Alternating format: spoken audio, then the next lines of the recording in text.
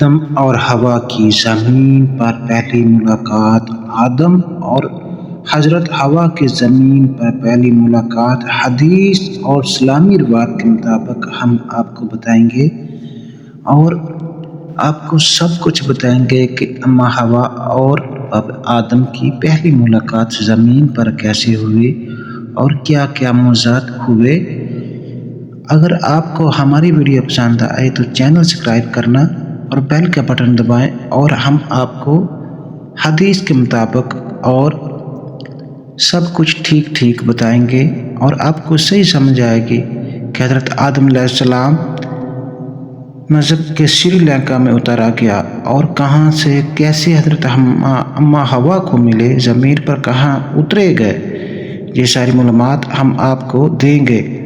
اسلامی روایات اور مفسرین کے بیان کے مطابق جب حضرت آدم اور حضرت حوا کے جنت سے زمین پر بھیجا گیا تو دونوں کو زمین کے مختلف مقامات پر اتارا گیا۔ زمین پر کہاں اتارے گئے؟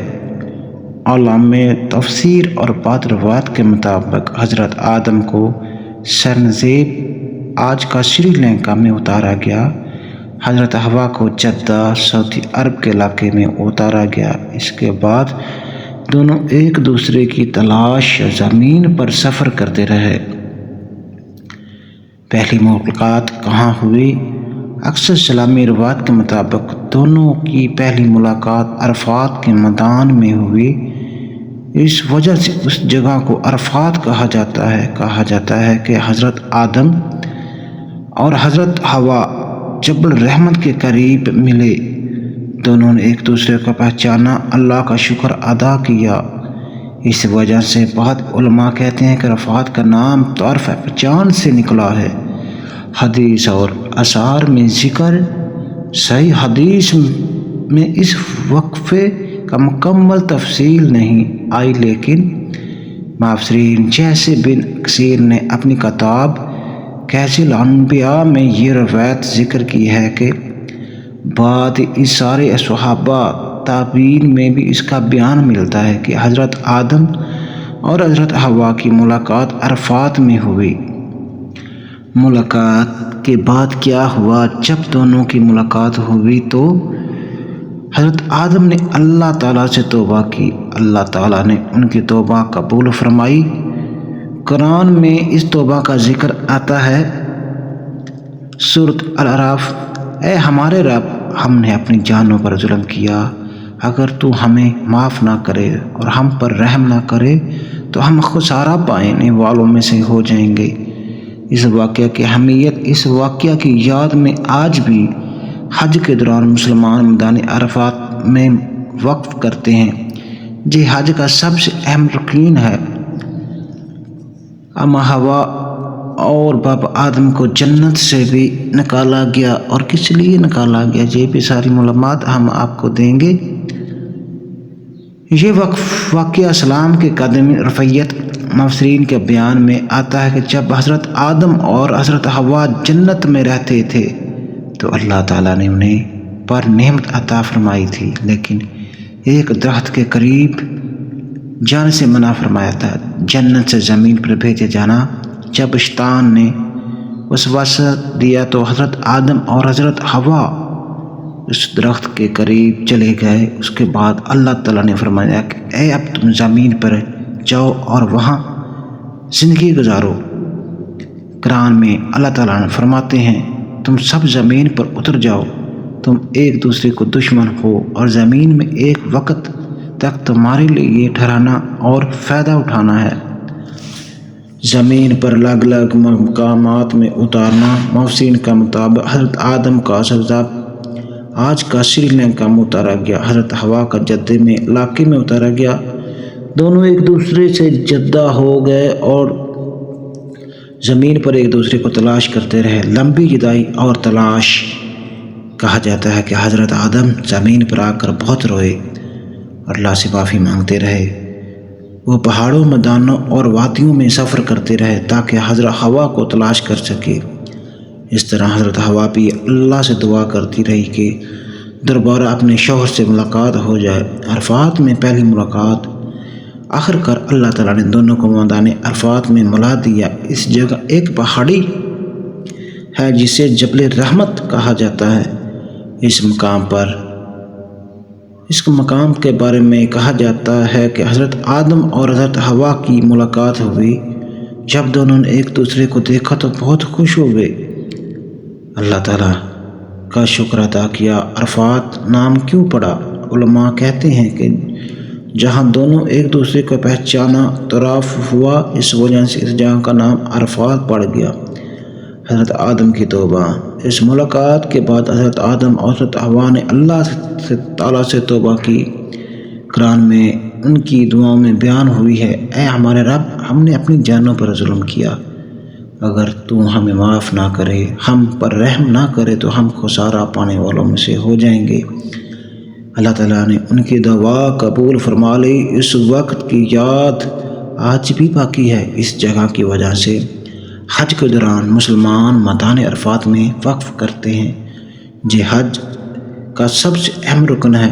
نبی کریم صلی اللہ علیہ وسلم نے فرمایا، الحج عرفہ، یعنی حج کا اصل رکن عرفات میں ٹھہرنا ہے۔ اللہ تعالیٰ نے حضرت آدم علیہ السلام کی دعا قبول کر لی، حضرت حوا سے پھر ملا دیا۔ حضرت آدم اور حضرت حوا میں زمین ملے تو کچھ عرصے بعد اللہ تعالیٰ نے انہیں اولاد عطا فرمائی۔ روایتوں کے مطابق حضرت حوا کے ہاں ایک وقت میں جڑواں لڑکا اور لڑکی پیدا ہوئے تھے۔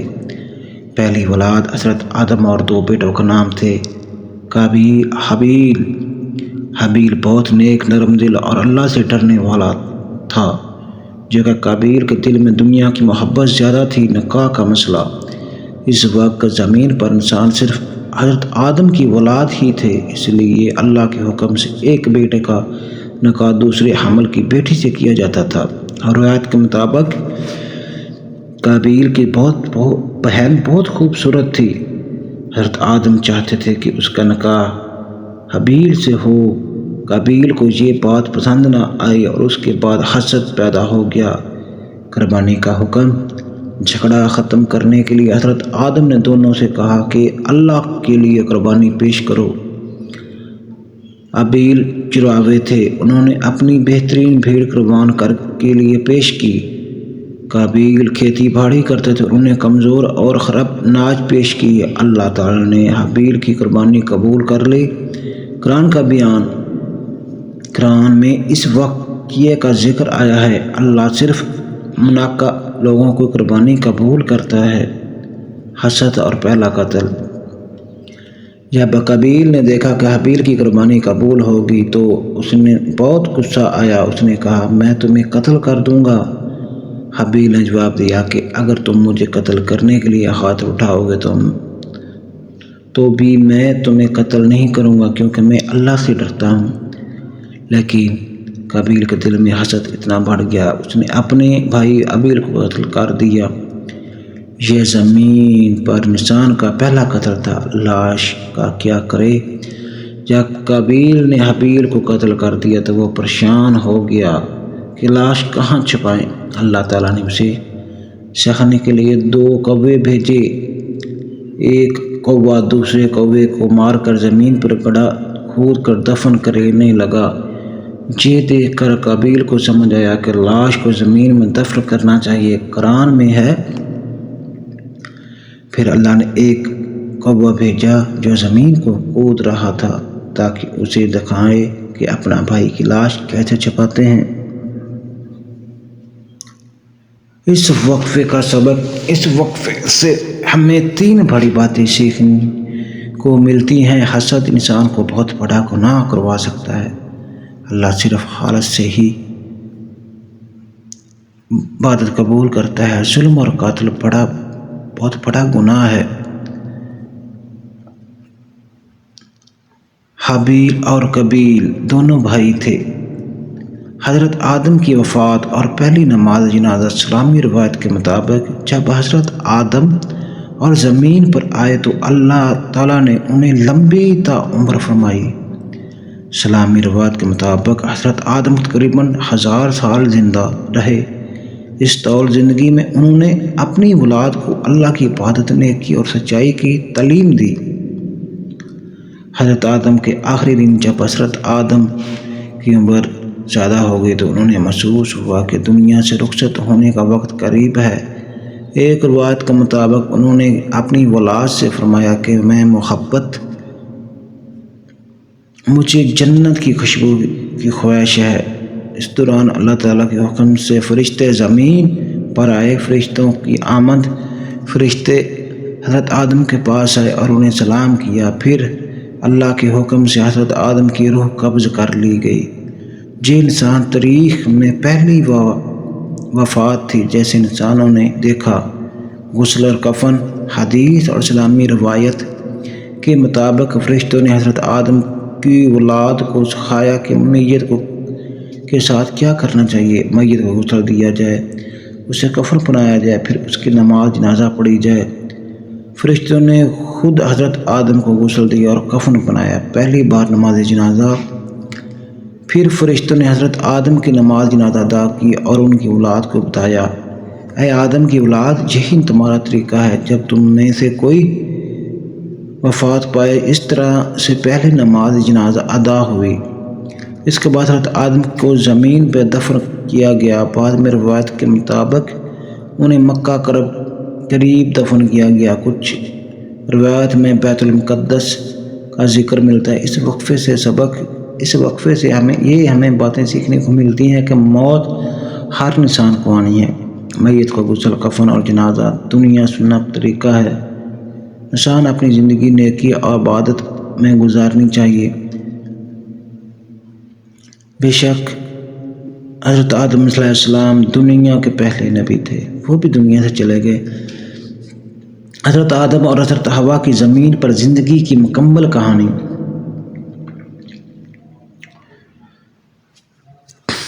جب حضرت آدم اور حضرت حوا زمین پر آئے تو یہی انسانی نسل شروعات تھی۔ اللہ تعالیٰ نے انہیں زمین پر رہنے، کھانے پینے اور زندگی گزارنے کا طریقہ سکھایا۔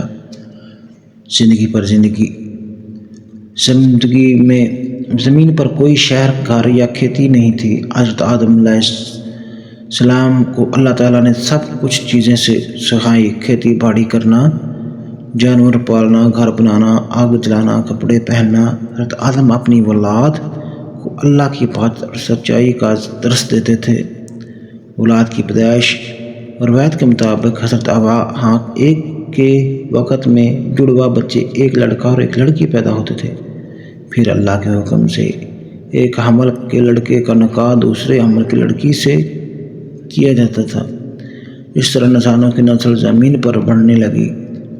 حضرت آدم کی بہت زیادہ اولادیں ہوئی۔ بہت تاریخی روایت کے مطابق ان کی درجنوں بلکہ سینکڑوں اولادیں ہوئی۔ انسانوں کے لیے پہلی تعلیم حضرت آدم نے صرف اپنے انسان تھے بلکہ پہلے نبی تھے۔ انہوں نے اپنی اولاد کو یہ تعلیم دی، صرف اللہ کی عبادت کرو، جھوٹ اور ظلم سے بچو، حسد اور لڑائی سے دور رہو۔ اس تعلیم کو بعد میں آنے والے تمام انبیاء آگے پہنچانا۔ قابیل اور حابیل کا واقعہ۔ حضرت آدم کی زندگی میں ایک بڑا واقعہ پیش آیا جب ان کے دونوں بیٹوں قابیل اور حابیل کے درمیان جھگڑا ہوا۔ حسد کی وجہ سے قابیل نے حابیل کو قتل کر دیا۔ یہ انسانی تاریخ کا پہلا قتل تھا۔ حضرت آدم کو اس وقفے پر بہت غم ہوا۔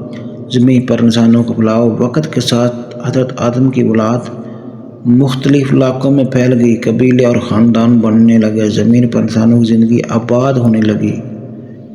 حضرت آدم کی نصیحت۔ اپنی زندگی کے آخر میں حضرت آدم اپنی اولاد کو ہمیشہ نصیحت کرتے رہے، اللہ سے ڈرتے رہو، نیکی کے راستے پر چلو، شیطان دھوکے میں نہ آؤ۔ یہی پیغام بعد میں آنے والے تمام نبیوں نے بھی دیا۔ بے شک شیطان آپ کا کھلا دشمن ہے، شیطان کے شر سے بچے۔ حضرت آدم نے کعبہ کیسے بنایا؟ اسلامی روایت اور مفسرین کے مطابق زمین پر اللہ کی عبادت کے لیے سب سے پہلا گھر خانہ کعبہ ہے۔ قرآن میں ابھی اس کا ذکر آیا ہے۔